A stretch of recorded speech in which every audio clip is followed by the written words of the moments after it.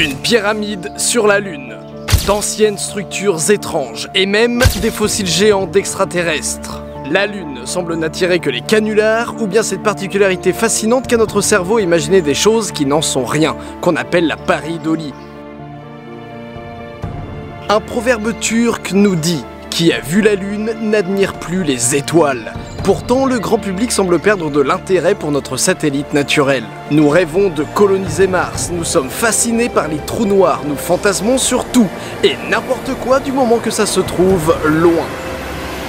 Mais nous avons peut-être oublié que juste au-dessus de nos têtes se trouve un astre tout aussi mystérieux. Oui, nous y avons déjà été et oui, on le voit toutes les nuits. Mais cela veut-il dire qu'il nous a livré tous ses secrets? Non, et loin de là. Alors pour redorer le blason de notre jolie Lune, voici non pas un 5, mais un 10 théorie.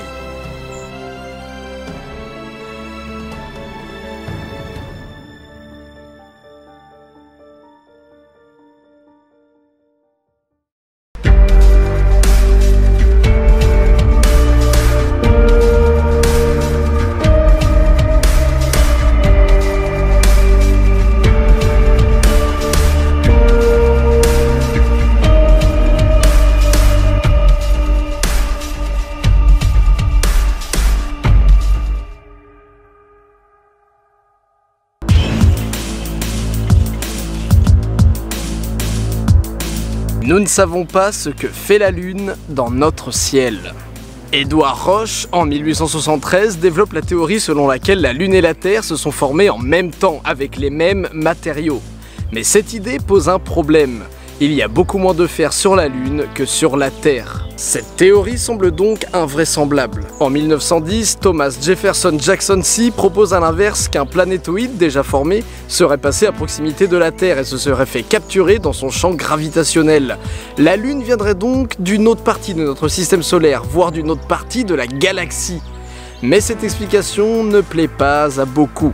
En effet, la Terre peut-elle réellement capturer un corps aussi massif? En 1978, George Howard Darwin propose une nouvelle hypothèse. La Lune serait un morceau de notre planète. Elle se serait détachée de la Terre à cause de la vitesse à laquelle notre planète tournait sur elle-même à l'époque. L'océan Pacifique serait la cicatrice des terres disparues, qui sont devenues plus tard notre Lune. Cette idée explique pourquoi la Lune a moins de fer que la Terre, mais est-il réellement envisageable que la Terre ait tourné si vite qu'une partie de son manteau se soit détachée? Eh bien, pas vraiment. 3 idées, mais aucun consensus. Et si finalement, c'était pas un mélange des 3? Si l'on compare la Terre et la Lune avec d'autres planètes et leurs satellites, on se rend compte que, premièrement, la Lune est très grosse, deuxièmement, elle est très proche de nous, et troisièmement, la Terre et la Lune tournent très rapidement sur elles-mêmes. Ceci nous mène alors à une nouvelle théorie qui va avoir un consensus pendant des dizaines d'années. Auparavant, il y avait une autre planète proche de la Terre, d'environ la taille de Mars. Elle serait entrée en collision avec la Terre, arrachant au passage de gros fragments du manteau terrestre. Portés à très haute température par le choc, les débris se seraient assemblés pour former la Lune, pendant que la Terre se reformait elle aussi. Ceci explique le fer, puisque l'impact aurait uniquement arraché des roches mantéliques, pauvres en fer. Ça explique aussi pourquoi elle est si grosse, si proche, et pourquoi nous tournons aussi vite. À cause de l'impact. Un bémol cependant, il y a quand même beaucoup de ressemblances entre les roches lunaires et terrestres. Si Theia a vraiment existé, on ne retrouve pas sa trace dans la composition de la Lune. On trouve par exemple la même relation de proportionnalité entre l'oxygène 17 et l'oxygène 18 sur la Terre et sur la Lune, alors que dans le reste du système solaire, elle varie de manière importante, illustre Renaud Degen. Mais pas grave, cette théorie sera validée et ce pendant plus de 30 ans. Mais depuis quelques années, on revient dessus et les scientifiques émettent à présent l'hypothèse que ce n'est pas un gros impact qui est à l'origine de la Lune, mais plusieurs, plus petits. Au début du système solaire, les collisions étaient très courantes, il est donc plus naturel que plusieurs impacteurs soient à l'origine de la Lune, plutôt qu'un seul, déclare Raluca Rufu. Renaud Degen conclut alors: le fait d'envisager que la Lune résulte de plusieurs impacts plutôt que d'un seul augmente le nombre de paramètres libres du modèle, ce qui permet de plus facilement satisfaire toutes les contraintes observables.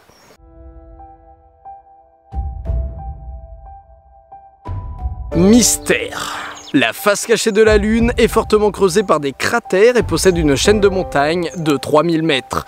Pourtant, sa face visible est plutôt plate. Comment expliquer une si grande différence? Eh bien, pendant les bombardements dont nous parlions juste avant, ce ne serait pas une, mais deux lunes qui se seraient formées. Puis un jour, la force gravitationnelle de notre Lune aurait fait cracher la deuxième, plus petite, sur son sol. Et c'est le docteur Martin Jutzi de l'université de Berne qui est à l'origine de cette théorie. La Terre aurait eu deux lunes, et ce pendant des millions d'années, si ce n'est des milliards d'années. Et donc, la différence entre la face visible et la face cachée de notre satellite viendrait de cet impact avec une plus petite lune. Cette différence topologique sera la conséquence du choc et d'une redistribution du magma intérieur.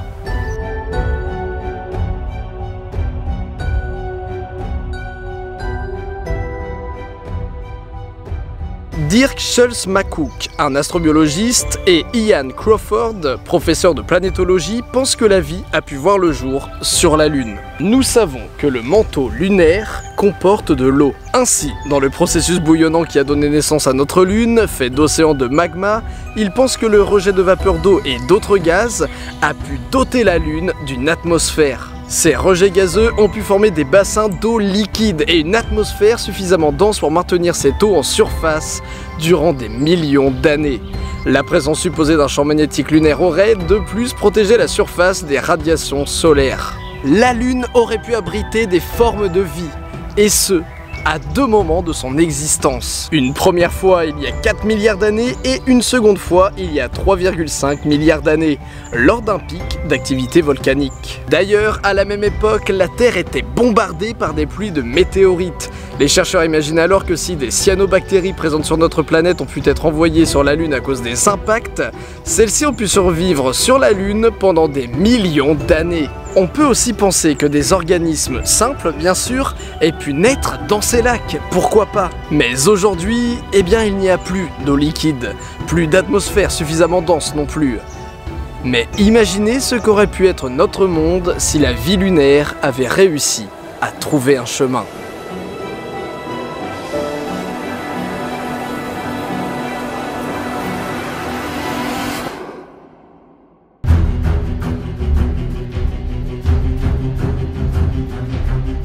Qu'il y ait eu de la vie ou non sur la Lune, eh bien peu importe. Et si je vous disais que vous étiez là, tranquillement posé devant un 5 théories, justement grâce à la Lune? En effet, notre beau satellite influence notre rotation, et on pense que sans elle, l'axe de la Terre serait beaucoup plus penché. Et si vous ne pensez que ce n'est rien, détrompez-vous. Si la Lune venait à disparaître d'un coup, ça entraînerait des changements climatiques très importants. En peu de temps, une même partie de la planète serait proche du Soleil, puis d'un coup, très éloignée. Sans la Lune, notre Terre serait un monde déchaîné par les vents violents et les cataclysmes. Des conditions auxquelles la plupart des êtres vivants ne pourraient survivre. On estime que les bactéries seraient sans doute les organismes qui s'en sortiraient le mieux. Nombreuses, avec un cycle de vie court et capables d'évoluer très rapidement, elles pourraient probablement s'en sortir. Mais si cette théorie est vraie, alors peut-être qu'une forme de vie intelligente comme la nôtre ne peut voir le jour. Qu'uniquement si sa planète possède un satellite naturel proche, volumineux et qui donc stabilise sa rotation. Cette idée est très intéressante pour la recherche de nouvelles planètes habitables. Sans Lune, les mammifères n'auraient peut-être jamais vu le jour. Et donc pas de mammifères, pas de primates, pas d'homo sapiens, pas de 5 théories devant lesquelles se poser.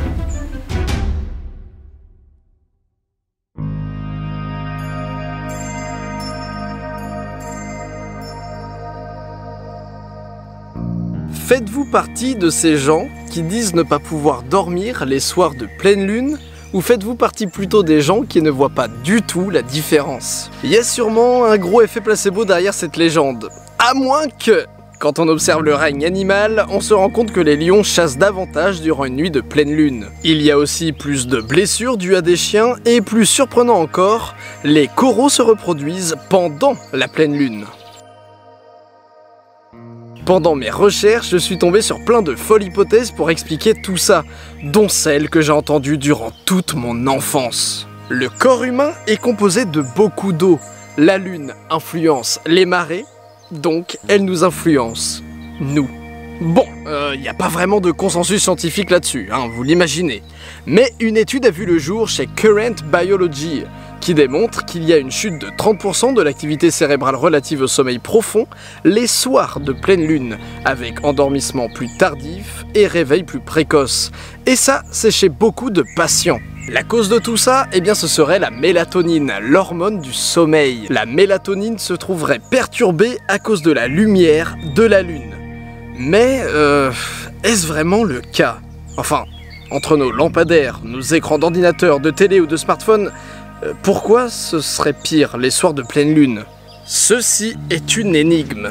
Beaucoup de scientifiques pensent même que la pleine lune n'a aucun réel effet, si ce n'est que de permettre à certains prédateurs de mieux chasser, puisqu'il y a plus de lumière.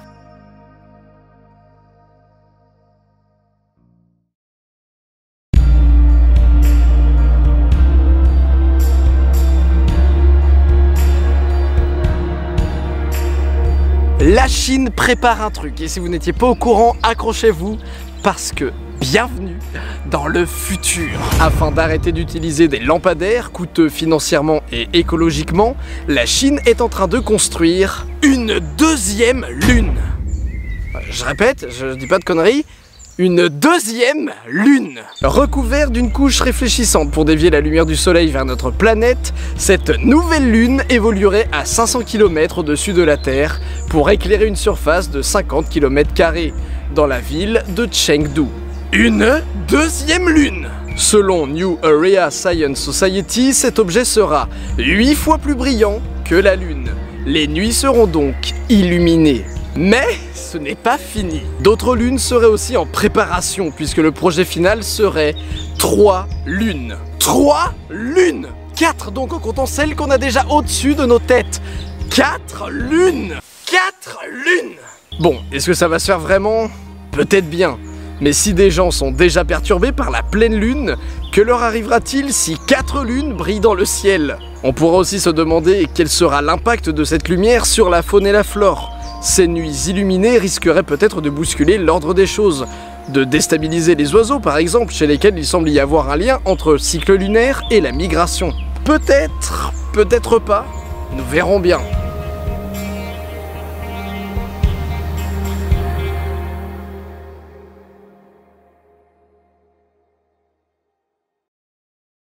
Sur la face cachée de la Lune, les scientifiques de l'université de Baylor ont découvert, je cite, une masse inattendue et considérable. Peter James déclare, il s'agit d'un tas de métal 5 fois plus grand que la grande île d'Hawaï.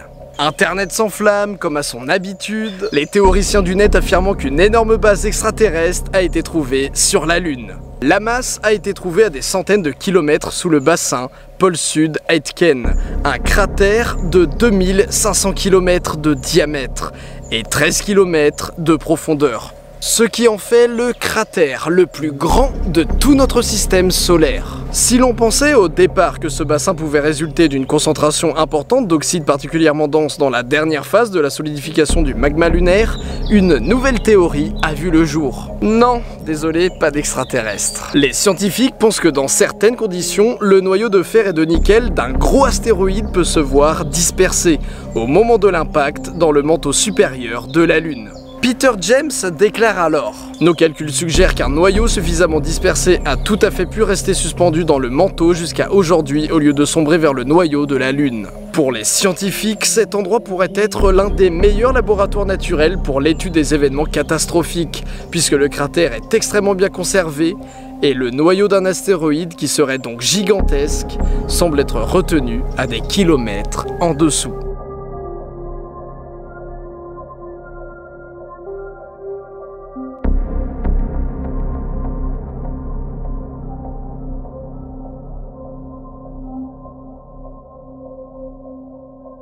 La Lune émet d'étranges et brefs signaux lumineux. On les appelle phénomènes lunaires transitoires, et leur origine est inconnue. La seule chose que l'on sait, c'est que ces éclats de lumière arrivent régulièrement, et nous avons des témoignages qui remontent au Moyen-Âge nous montrant que ça arrivait déjà à l'époque. Ces flashs lumineux ressemblent à des sortes d'étincelles de couleur rouge ou rose qui s'étendent jusqu'à 16 km de diamètre. 3 théories s'affrontent pour expliquer ce phénomène. 1. Des impacts de météorites. 2. Des dégagements de gaz ou de vapeur dus à des tremblements de terre qui peuvent obscurcir la surface et réfléchir anormalement la lumière. 3. Des décharges électrostatiques dues aux interactions avec le vent solaire. Il est impossible de trancher. Pour le moment.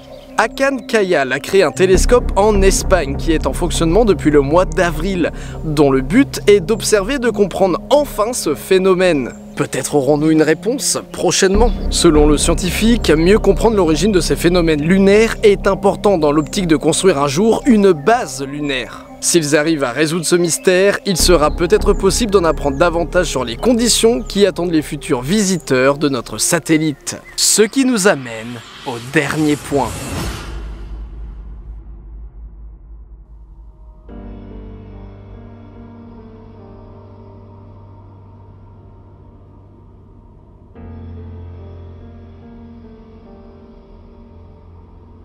L'idée que l'espèce humaine puisse s'installer sur la Lune remonte à 1958. À partir de cette année, différents projets vont essayer de voir le jour pour qu'une base soit construite sur le satellite, avec des astronautes pour y vivre. Nous sommes en 2019 et toujours rien. Pourtant, la Lune n'est qu'à 3 jours de trajet. 3 jours. Cela veut dire que si les choses tournent mal, il est possible d'agir rapidement pour sortir de la situation. Des communications ou l'envoi de nourriture par exemple peuvent elles aussi se faire dans de brefs délais. Si on veut se mettre à coloniser l'espace, la Lune est un bon endroit où commencer. Commencer ou tout simplement essayer. Il y a de la glace d'eau sur la Lune, et avec de l'électricité, il serait envisageable de créer de l'hydrogène, et même de l'oxygène. L'être humain pourrait s'installer sur la Lune afin de l'étudier, mais aussi s'en servir pour faire décoller les fusées qui partiront en direction de Mars, la gravité de la Lune étant beaucoup plus faible que celle de la Terre. Les pessimistes ou réalistes, à vous de choisir, qui pensent que notre civilisation va forcément et rapidement mourir à cause de l'activité humaine sur Terre, pense qu'il ne faut pas tarder à aller sur la Lune. Il faut y aller le plus rapidement possible et la rendre habitable. La Mars Society, quant à elle, pense que coloniser la Lune serait plus difficile que de coloniser Mars, et que concentrer les ressources sur une colonisation lunaire serait retarder le programme de colonisation tout entier. Alors, allons-nous réellement un jour coloniser la Lune? Allons-nous pouvoir y résoudre tous ces mystères ? Comme les phénomènes lunaires transitoires, l'apparition de la vie il y a quelques milliards d'années, ou tout simplement découvrir le secret de son origine. C'est une question très importante, scientifiquement comme humainement.